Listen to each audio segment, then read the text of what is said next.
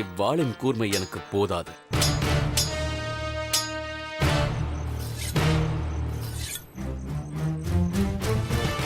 சலாம் ஹுசூர். ஜோன்பூர் கோட்டையின் தலைமை காவலர் உங்களை காண வந்திருக்கிறார். வரச் சொல்.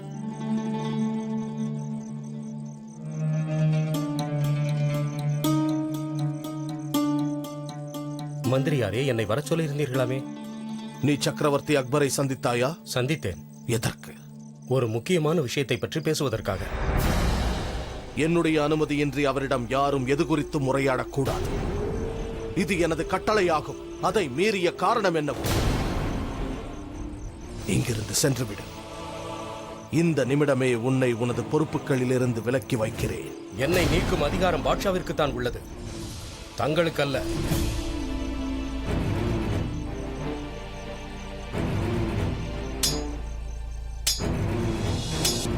என்னை எனது பதவியில் இருந்து மந்திரியார்கள் நீக்கிவிட்டார்கள்.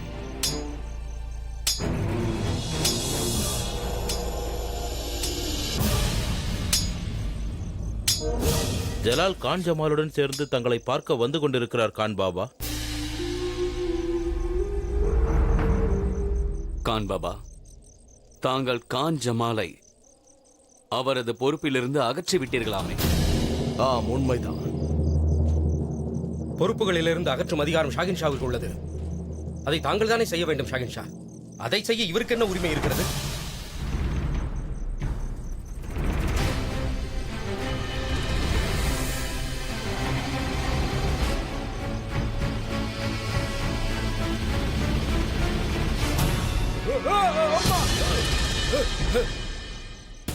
அதிகம் பேசுவதை நிறுத்திவிட்டு நான் சொல்வதை கேள். கான் பாபாவை விமர்சிப்பதை பார்த்துக் கொண்டு அமைதியாக இருப்பதற்கு நான் ஒன்றும் பேடி இல்லை. இப்பொழுது நீ செய்த இந்த துரோகத்திற்கு உன் உயிர் போகக்கூட வாய்ப்புள்ளது. உன் நல்ல நேரம் எனக்கு உன் மீது சிறிது தயவுள்ளது. அதனால்தான் நீ இன்று இங்கிருந்து உயிரோடு செல்ல போகிறாய். எனது கான் பாபா உன்னை பொறுப்பிலிருந்து அகற்றினார் என்றால் உடனே நீ இங்கிருந்து சென்றிருக்க வேண்டும். அவ்வாறு செய்யாமல் என்னிடமே வந்து புகார் செய்தது உனது முட்டாள்தனம். இங்கிருந்து சென்றுவிடு.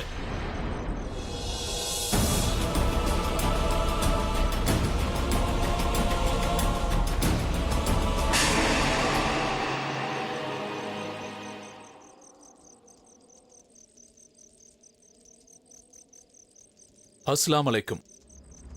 ஜலாலுக்கு வெற்றி உண்டாகட்டும். ஆமேரிலிருந்து நமது ஒற்றர் ஒரு முக்கியமான தகவல் கொண்டு வந்திருக்கிறார். ராஜபுத்திரர்கள் சண்டை போட்டுக் கொள்கிறார்களாம். ராஜா பார்மல் தனது மகனான பகவான் தாஸை அடுத்த ராஜாவாக்கிவிட்டாராம்.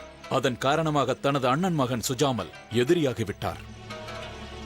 விழாவை காரணமாக வைத்து நமக்கு எதிராக சூழ்ச்சி நடக்கிறது. கான் பாபா, எனக்கு ஒரு பெரிய வாய்ப்பு கிடைத்திருக்கிறது. இன்று எனது வாளை கூர்மையாகத்தான் வைத்துள்ளேன். தாங்கள் என்னை மன்னிக்க வேண்டும். இந்த விஷயத்தை நாம் கண்டுகொள்ளாமல் விடுவதுதான் நமக்கு நல்லது. ஷரீஃபுத்தீனின் தகவல்கள் சரியாக இருக்கலாம், ஆனால் முழுமையான தகவல் அல்ல. ராஜபுத்திரர்கள் படைகளை திரட்டுவது உண்மைதான், ஆனால் அதே நேரத்தில் அவர்கள் தங்களது பெண்களுக்கு திருமணம் செய்து வைத்து உறவுகளை பலப்படுத்திக் கொண்டிருக்கிறார்கள். ஆமாம் ஷாயின்ஷா, ஒருவேளை ராஜபுத்திரர்கள் அனைவரும் ஒன்று சேர்ந்து விட்டால் அசைக்க முடியாத ஒரு பெரிய மலை போல் அவர்கள் உருவாகி விடுவார்கள்.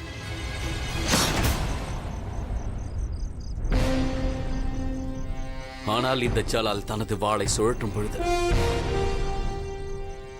மலைகள் கூட பயந்து வழிவிடும். இனி ஒரு வழிதான் உள்ளது, யுத்தம். தங்கள் உணர்வுகள் பாராட்டுக்குரியது, ஆனால் தற்சமயம் யுத்தத்தை குறித்து யோசிக்க கூடாது. சரியான தருணத்திற்காக காத்திருக்க வேண்டும். அந்த பொறுப்பை தாங்கள் என்னிடம் விட்டுவிடுங்கள். இப்போது நான் ஜோன்பூரை நோக்கி சென்று கொண்டிருக்கிறேன். சில முக்கியமான முடிவுகளை எடுக்க வேண்டும். தாங்கள் இங்கு பாதுகாப்பாக இருங்கள். குதாஃபிஸ். குதாஃபிஸ்.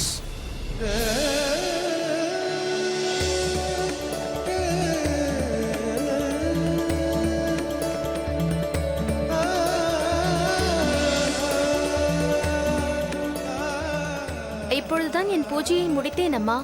தாங்கள் என்னை அழைத்தீர்களாமே, கூறுங்கள், எதற்காக என்னை அழைத்தீர்கள்? அது என்னவென்றால் இன்று உன் பெற்றோர்களின் ஆனந்தத்திற்கு அளவே இல்லை ஜோதா. அதை உன்னிடம் பகிர்ந்து கொள்ள வேண்டும் என்றுதான் அழைத்தேன். தங்களை இப்படி மகிழ்ச்சியாக பார்க்கும் பொழுது எனக்கும் மகிழ்ச்சியாக உள்ளது. ஆனால் அதற்கு என்ன காரணம் அம்மா? நீதான். நானா? ஆம் ஜோதா, உனது தந்தை உனக்கு வரன் பார்த்து விட்டார். நீ ஆசைப்பட்டவாறே உனக்கு ஒரு வரன் அமைந்திருக்கிறது. அவர் உன்னை நன்றாக பார்த்துக் கொள்வார். வீரன், அழகானவன். நம் ராஜபுத்திரர்களிலேயே அவருடைய பேருக்கு ஒரு தனி மரியாதை இருக்கிறது. அவர் எப்படிப்பட்டவர் என்றால் முகலாயர்களுக்கு தக்க பதிலடி கொடுக்கக்கூடியவர். வீரமும் தீரமும் மிக்கவர். அதைவிட ஒரு முக்கியமான விஷயம் சொல்லட்டுமா? உன் தந்தை யோசித்துக் கொண்டுதான் இருந்தார். அவர்களிடம் நாம் கேட்கும் முன்பே அவர்களை பெண் கேட்டு ஓலை அனுப்பினார்கள். வேறென்ன சொல்ல முடியும்? சரி, தாங்களே சொல்லுங்கள். நான் என் கையில் மருதாணியை கொண்டு யார் பெயரை எழுத வேண்டும்? ராஜா சந்திரபான் சிங்கின் மகன் சூரியபான் சிங். தங்களுக்கு எந்த ராஜகுமாரர் இந்த ஹாரத்தை கொடுத்தாரோ அவரைத்தான் சுகன்யா அக்கா விரும்புகிறார். அவர் பெயரையும் கண்டிப்பாக தெரிந்து வைத்திருப்பாயே. ராஜா சூரியபான் சிங்.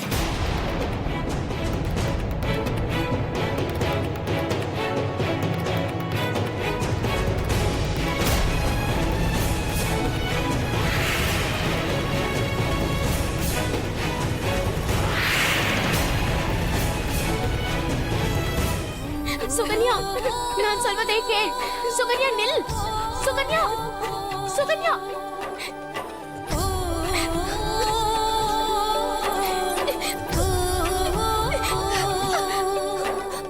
बचपन साथ में खेल्या कूद्या எனக்கு ஜடையை பின்னி விடு. साथ संसार पूजे देव भी रिश्ता ने ओ बहन बहन रो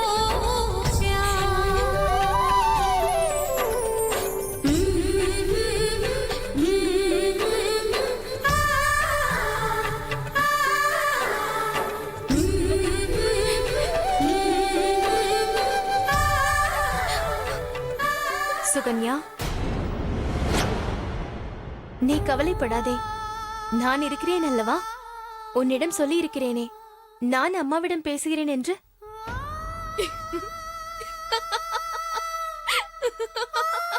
என்ன இவ்வாறு சிரித்துக் கொண்டிருக்கிறாய்? நான் உன்னை பற்றி கவலைப்பட்டுக் கொண்டிருக்கிறேன். ஆனால் நீயோ இன்னும் என்னிடம் என்னவெல்லாம் பறித்துக் கொள்ளப் போகிறாய்? நீ பேசுவதற்கு என்ன பொருள்? என்னவா? உரிமைகளை பறித்துக் கொண்டு எனக்கு உதவி செய்வது போல் நீ நடிக்கிறாய். இங்கே பார், பணிப்பெண்கள் எனக்கு சேவை செய்ய கூட உரிமை இல்லையா?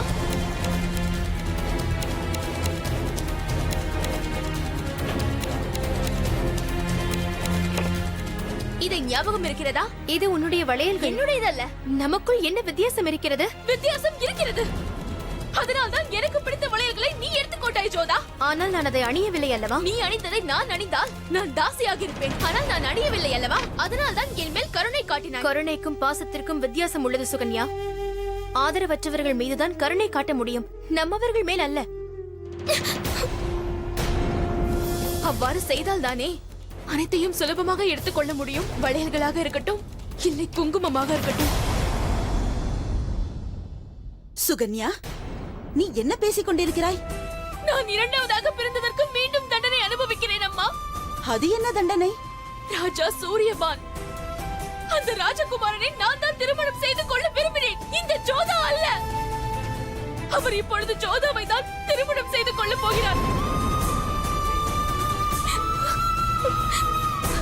சுகன்யா,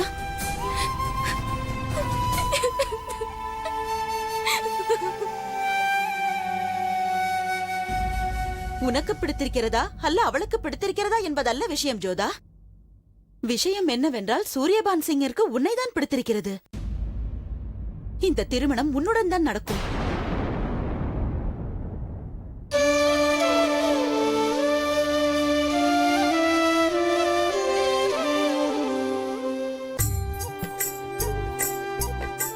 இந்த மருந்தை குடியுங்கள் தந்தையே. இந்த மருந்துக்கு அவசியமே இல்லை மகனே. நேரம் காலம் கூடி வரும்போது எவ்வளவு அருமையாக இருக்கிறது. நாம் ஆசைப்பட்ட வரன் அது தானாக அமைந்ததில் எத்தனை ஆனந்தம். ராஜா சூரியபான் சிங் மட்டும் நம்மோடு கைகோர்த்து விட்டால் அனைத்து ராஜபுத்திரர்களும் நம்மோடு இணைந்ததற்கு சமம். இந்த விழாவிற்கு பிறகு நான் நிச்சயம் இந்த அறிவிப்பை வெளியிடுவேன். ஜோதாவின் திருமணம் இனிதே நடைபெறும். திருமணத்திற்கு பின்பு முகலாயர்களுக்கு நம்மை தெரியும். ராஜபுத்திரர்களின் தலையை கொய்யலாம், ஆனால் தலை வணங்கச் செய்ய இயலாது. தந்தையை வெட்டுப்பட போவது தங்கள் எதிரியின் தலையே.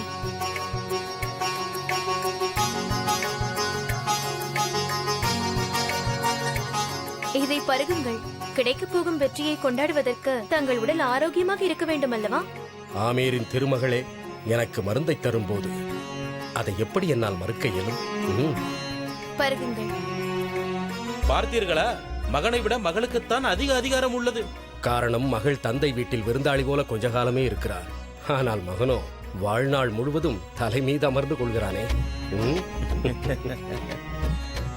தந்தையே, நான் தங்களிடம் சற்று தனிமையில் பேச வேண்டும்.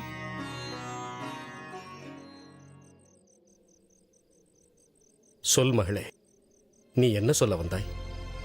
நான் பல்லக்கை பற்றி சொல்ல வேண்டும் என்று வந்தேன். பல்லக்கா? சூரியபான் வீட்டிற்கு செல்லும் பல்லக்கை பற்றி. அதுபோல் மற்றொன்று இருக்காது. அது தங்கத்தால் செய்யப்பட்டு வைரத்தால் அலங்கரிக்கப்பட்டது. இதுவரை எந்த ராஜபுத்திர அவையிலும் காண முடியாத, செய்யப்பட்டிராத அற்புதமான அழகான பல்லக்கு. என்னை நம்பு மகளே. அந்த பல்லக்கில் சுகன்யா அமர்ந்திருப்பாள்.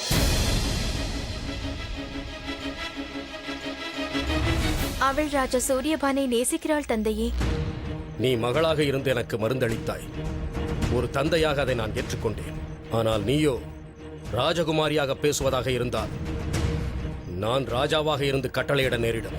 ஆனால் இது தங்கள் மகளை பற்றிய விஷயம் அல்லவா? நான் உனக்கு உயிர் கொடுத்த தந்தை, நாட்டிற்கும் அரசன்.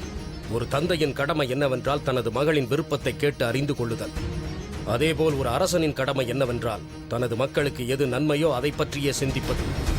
ஆனால் என் கடமை என் தங்கையின் நன்மையை பற்றி யோசிப்பது. மூத்த மகள் இருக்கும் பொழுது இளைய மகளுக்கு திருமணம் செய்வதென்பது இதுவரை ராஜபுத்திர பரம்பரையிலேயே கிடையாது. இதில் இன்னொரு விஷயம், சூரியபான் சிங்கும் உன்னைத்தான் விரும்புகிறார், சுகன்யாவை அல்ல. எவ்வாறு நடக்கவில்லை என்று என்னை நானே ஏமாற்றிக் கொள்வது? நான் சுகன்யாவின் ஆசையை நிராகரிப்பது எவ்வாறு தந்தையே? உனக்கு நான் சுதந்திரம் கொடுத்திருப்பதால் அனைத்து முடிவையும் நீயே எடுக்கலாம் என்று எண்ணாதே ஜோதா. உனக்கு நான் கொடுத்திருக்கும் சுதந்திரம் ராஜபுத்திர வம்சத்தில் இதுவரை எந்த இளவரசிக்கும் கிட்டியதில்லை ஜோதா. நான் விரும்புவது கூட உன்னுடைய திருமணம் ராஜா சூரியபான் சிங்குடன் தான் நடக்க வேண்டும். எனது மகளை பற்றி சிந்தித்தால் மட்டும் போதாது, ஆமேரில் இருக்கும் அனைத்து மகள்களை பற்றியும் நான் சிந்திக்க வேண்டும். இன்று முதல் முறையாக ராஜகுமாரியாக பிறந்ததற்கு நான் வருத்தப்படுகிறேன் தந்தையே. நான் ஆமேரில் சாதாரண பிரஜைக்கு மகளாக பிறந்திருந்தால் தன் மகள் என்று தந்தை யோசித்திருப்பார். ஆனால் என் தந்தையோ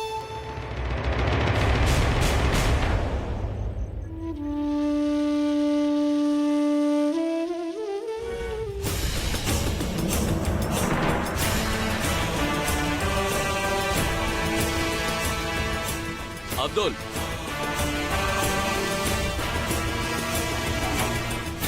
இந்த அடிமையை மன்னியுங்கள் உசூர். இப்பொழுது நாம் எங்கு செல்லப் போகிறோம்? ஆமீரில் கால் வைப்பதற்காகவும் ராஜபுத்திரர்களின் வீரத்தை அருகில் இருந்து பார்க்கவும். என்ன, ஆமீரா? ஆனால் ராஜபுத்திரர்கள் தங்கள் மகள்களின் அழகை மகுடத்தில் மறைத்து வைத்திருப்பார்கள் என்று கேள்விப்பட்டேன். யுத்தத்திற்கு முன்பாக ஆமீருக்கு செல்லக்கூடாது என்று கான் பாபா எச்சரித்திருக்கிறார் அல்லவா? தங்களை யாராவது அடையாளம் கண்டுவிட்டால்?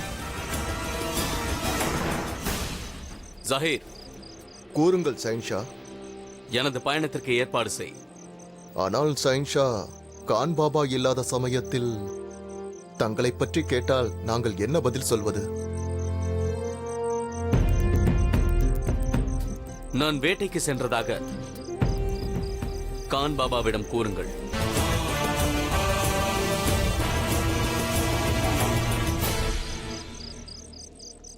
ஜஹீர், கூறுங்கள் சைன்ஷா.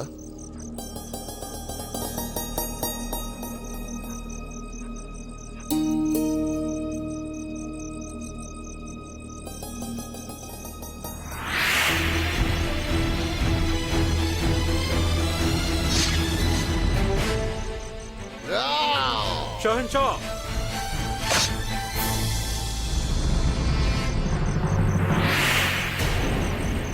பாம்பு ஷைன்ஷா, தங்களை அது தீண்ட வந்தது. நான் உனது விசுவாசத்தையும் புத்திசாலித்தனத்தையும் எண்ணி பெருமைப்படுகிறேன். நீ ஒரு சிறந்த சிப்பாய். தங்களை பாதுகாப்பது என்னுடைய கடமையாகும். உனது உணர்வு எனக்கு நன்றாக புரிகிறது. ஆனால் நீ என் மீது நம்பிக்கை வைக்க வேண்டும். கான் பாபா இங்கு திரும்புவதற்கு முன் நான் நலமுடன் இங்கு திரும்பி வந்து விடுவேன். ஆகட்டும் ஷைன்ஷா.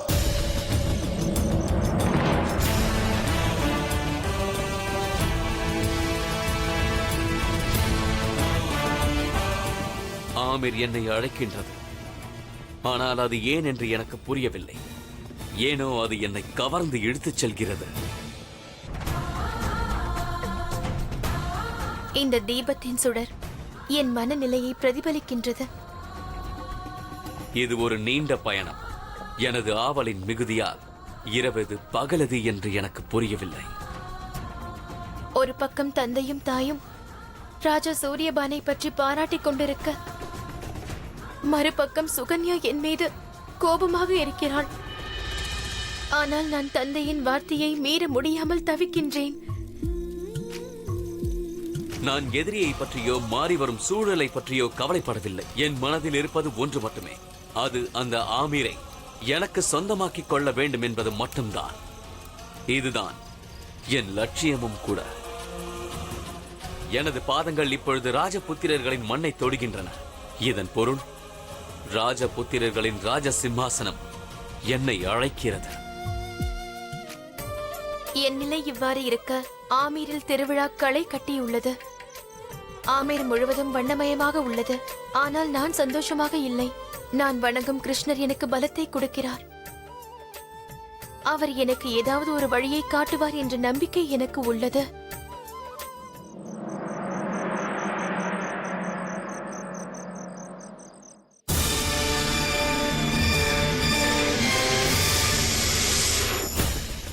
ஆமீரின் முதல் தரிசனம் எனக்கு கிடைத்து விட்டது. இனி அந்த ராஜகுமாரியை மட்டும்தான் சந்திக்க வேண்டும். இன்று திருவிழாவின் இறுதி நாள். ஆனால் எனக்கோ இதுதான் ஆமீரில் முதல் நாள். இன்று திருவிழா உச்சக்கட்டத்தை அடைந்து விட்டது என்று நினைக்கிறேன். நாம் என்ன செய்யலாம் ஷாயின்ஷா?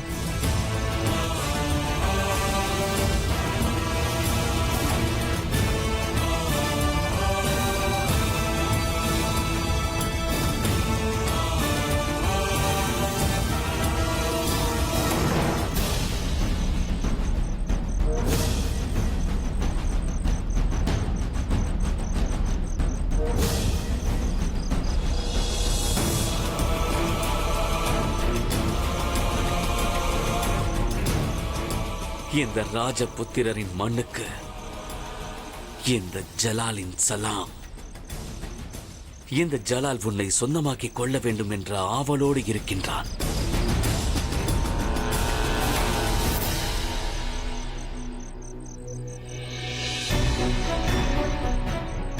ஆமீர் பார்ப்பதற்கு மிகவும் அழகாக இருக்கிறதல்லவா? எனக்கு ஏதோ நரகம் போல் தோன்றுகிறது. அப்படி என்றால் அந்த நரகத்திற்கு நான் மட்டும் செல்கிறேன்.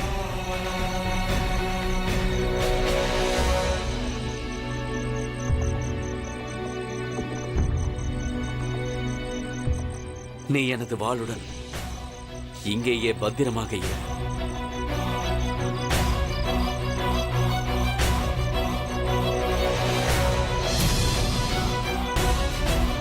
ஜஹாம்பனா!